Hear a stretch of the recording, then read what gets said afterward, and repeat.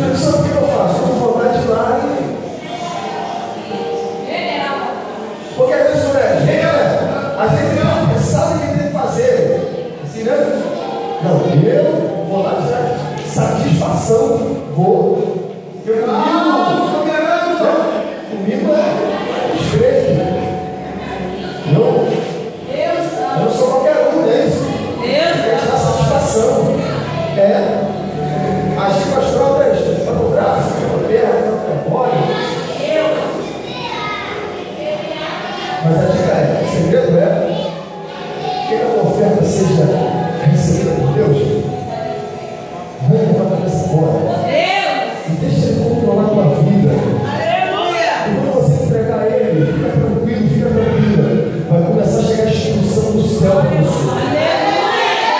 A instrução vai descer do céu sobre a tua cabeça. Faça isso, minha filha. Não, olha por ela.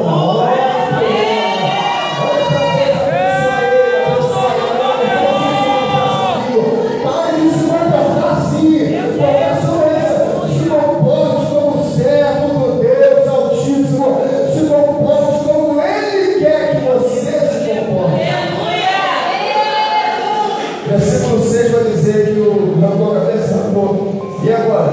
Esfola o animal. O que é esfolar o animal? É abrir o animal. Esfolar é colocar para dentro para fora. Esfolar, arrancar pedaço. Abrir e fazer assim, ó. Botar o que está dentro para fora. Esfola o animal.